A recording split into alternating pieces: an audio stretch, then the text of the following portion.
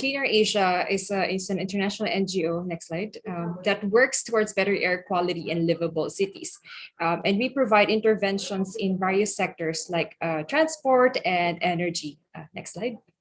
So our work generally focuses on implementing solutions that reduce air pollution, its negative health impacts, and mitigate the climate crisis. So we do so by providing, you look at the image, like policy guidance, building the capacity, and making a compelling case for action among stakeholders at like city, national, and subnational levels.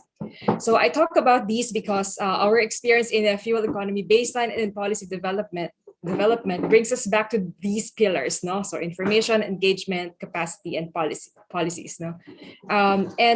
So that's what I also hope to cover in the next 10 minutes. A quick look on the outcomes, our findings, the challenges that we face, and how the baseline can then inform policy development. So this was, as you heard from Bert earlier, really pursued a decade ago or more, like when he was still with Cleaner Asia, together with Sudhir Gota and Alvin Media. Next slide, please.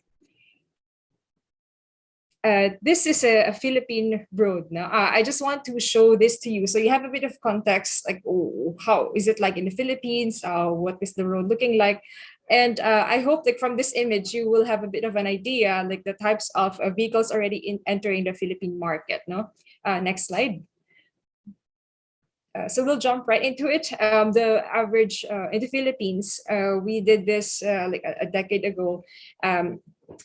Of course, there's been a lot of like policy discussions that have happened from when this was established. No? So the baseline, or the average fuel economy of light duty vehicles was found to be 7.8 liters per gasoline equivalent, or LGE, per 100 kilometers. So this is represented by the broken red line in the graph.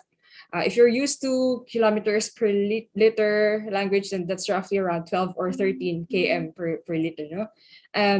This is based on available data in 2013. And the image also shows that passenger cars perform better than the average baseline. So here you would see the 7.3 liter per 100 kilometer for the passenger cars. And then the LCV, or light commercial vehicles, perform worse than the average surveyed at 9.9. Next slide. Now, talking a bit about the data, we collected about 206,000 information on newly registered light-duty vehicles for the year 2013. We'll touch on the data challenges shortly, but we also want to present here first, like the distribution of the light-duty vehicles, where you would see that most of the registration, we see more passenger cars than light commercial vehicles. No? So the image shows like also the distribution by fuel type of passenger cars and LCV models. And so the question might now be like, so where did this data come from? So I actually, we worked with a data set coming from Segment Y to develop this. No? So Segment Y, as a last resort, because of the data challenges, the data availability challenges, Segment Y data was acquired for the use of baseline setting activity. So Segment Y is, they focus on automotive markets in Asia, and quality vehicle data is among its research products. Next slide. Now, going into the mix of vehicle models, we see them varying in the production year also, or age. No? So most of the passenger car models that is represented by the blue here in the picture, they have production years like 2010 onwards. So relatively new and under 5 years at the time of survey. But there are also some models that have been produced before 2010. So we even see some vehicles newly registered in 2013, whose production date was as far back as 2002. So that would have been like 11 years in 2013, no? Which was the baseline year. On the other hand, the newly registered LCV models reach as far back as 2000. So that would have been like 13 years old by 2013. Next slide. To be comparable with the local definition. So of course we have the Land Transportation Office, and they have the classification and definition also of the various forms of vehicles, and the vehicle segmentation rather. The gross vehicle weight was categorized using their guidelines, and the image on the right shows where the fuel economy of each model uh, lies with respect to the baseline estimate or the average. No? So we also provide here the segmentation by weight class just for visual comparison. So we see here in the image that although half of the light duty vehicle models have indicated fuel economy above the baseline of 7.8 liters per 100 kilometer, about like maybe 40% of the new registrations perform better than the baseline. So it seems that based on this data, like vehicles with a higher weight have higher consumption or fuel consumption. So this can also be seen from the LCV models that are above the baseline. So that's on the upper right quadrant. Next slide. So the vehicle market segment in 2013, it was dominated by vehicles that are within the 1200 to 1600 cc segment. So on the left side, you will see like the engine displacement there, and the largest share is within the 1200 to 1600 cc. So that is the breakdown. And then the average engine displacement of the models was around 2400 cc. So we also see that in the data that we have, there's an almost equal split in the fuel type. So there, half of them were petrol, half of them were diesel. No? So there's a negligible share representing the hybrid vehicles. So where is it at compared with our neighbors in Southeast Asia? So next slide, please. So this shows also the data points for the GFEI targets, ASEAN targets that were already shared earlier. It has obviously one of the least efficient as of 2013. We have this data there represented by the white dot, one of the least efficient LDV markets, but we see a potential here. So ASEAN countries here, as you would see, have fairly similar fuel economy values, which means that there's a potential for a joint ASEAN or joint regional approach or discussions and exchange. I'd also like to update you that that an ITF publication was also released on Monday about implementing the fuel economy roadmap for ASEAN. So I'd be happy to post the link to that in the chat box after the presentation. So next slide. So now going to the experience sharing and challenges. So that's a lot of words here, but I'll just summarize it briefly. There are just 3 points. Of course, there are a lot of sub-challenges here. So first is the challenge on data availability and quality. So you've heard this in previous presentations. Publicly available data on vehicle sales or registration in the Philippines is also does not provide specific attributes. It doesn't provide like a lot of information on the vehicle attributes. No? So the vehicle segmentation is also one challenge there. The Land Transportation Office is the national government agency here responsible for the vehicle registration. So they have a management information system department. They're the ones compiling this across the region, and they publish the data with an aggregated count of the vehicles. So they publish that annually. An example of what comes out of the information that they publish is what we have on the right-hand side of the screen. So, of course, the published data contains total vehicle registrations. We, however, have segmentation only by fuel type, vehicle type, new and renewals, type of ownership, and some information on the unit value.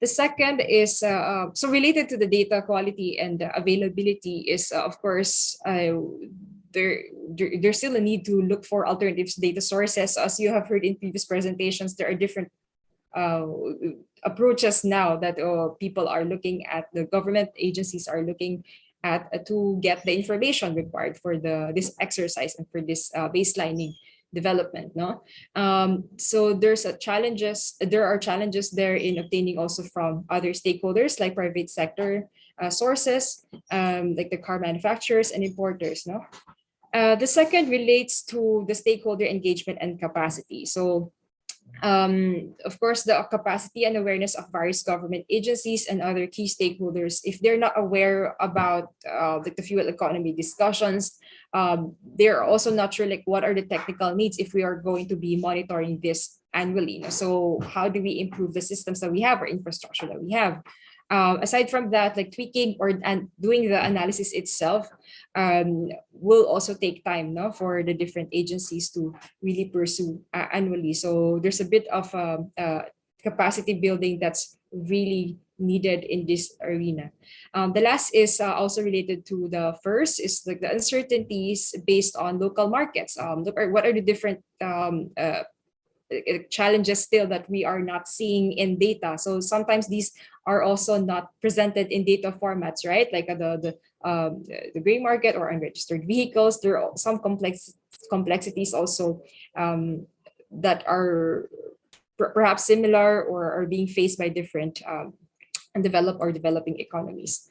And next slide. So yeah, the general opportunities, and this is a message of the fuel economy baselining. So considering the potential of the use of the LDV baseline, there could be some improvements that can be sought in the way that we're collecting data and collecting the vehicle registration, no? Because the things that we want to answer here, again, it's like, where are we now? So this is status, and where are we going? So based on the trends, no? And it's part of this discussion that we need to also understand, where do we want to go. So there are the roadmaps already serving as guidance to policymakers on where do we want to go. But then, of course, we need to tailor fit the policies according to the local context. So that brings us to the next. No? So considering the baseline information, we can then pursue suitable measures based on the attributes and based on what we are getting from the baseline analysis. So the guiding question here is like, how do we get there? No? So next slide, just very briefly on the policies. This was also touched on earlier. And over the last decades, we have been in pursuit of efforts on fuel economy discussions in the Philippines.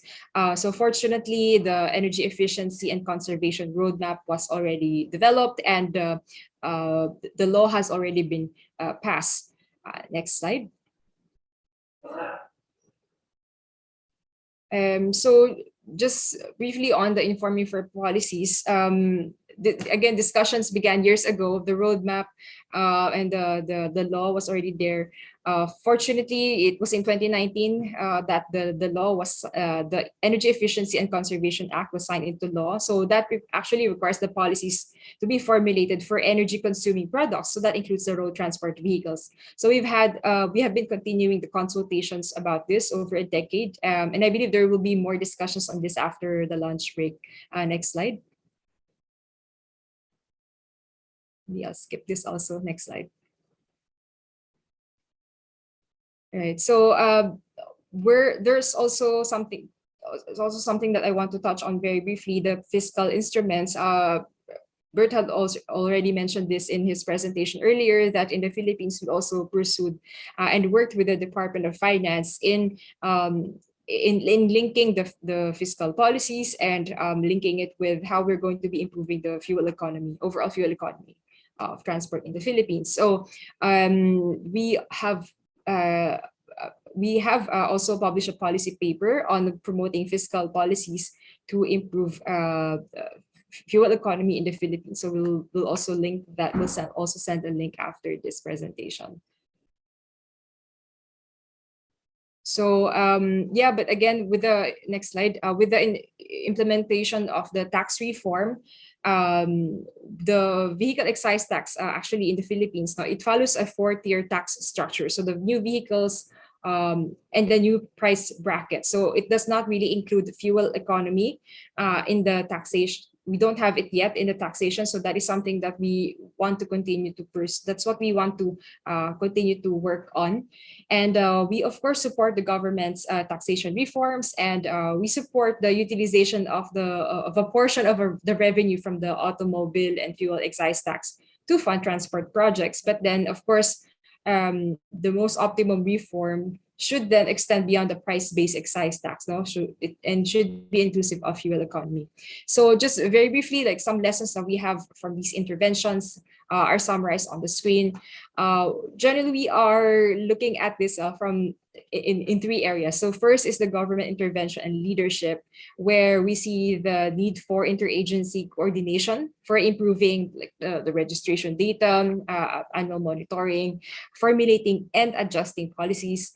It's also important to understand the problem and to also monitor the impacts, no, the emission reduction.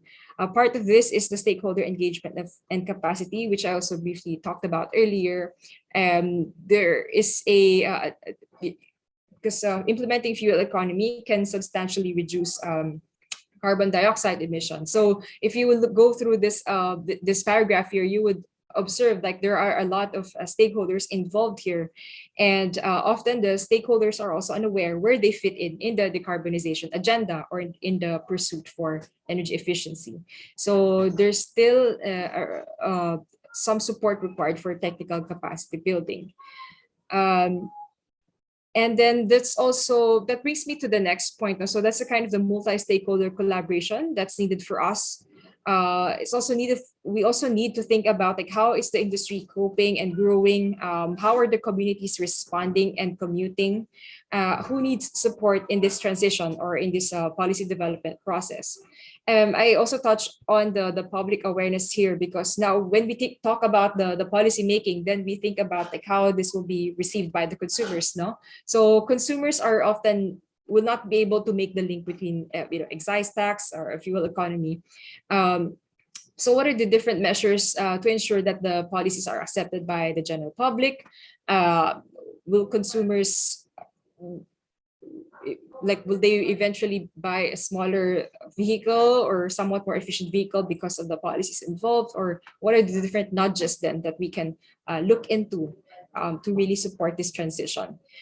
So again, we go back to the need for regional exchange for the different stakeholders to know like what are the different opportunities, what are the different interventions that they're pursuing, how is it being received by the general public and the different government agencies. So that's something that we probably need to look into more closely in these regional discussions too. So with that, I end my presentation. So thanks for your time, and back to you, Ms. Lins.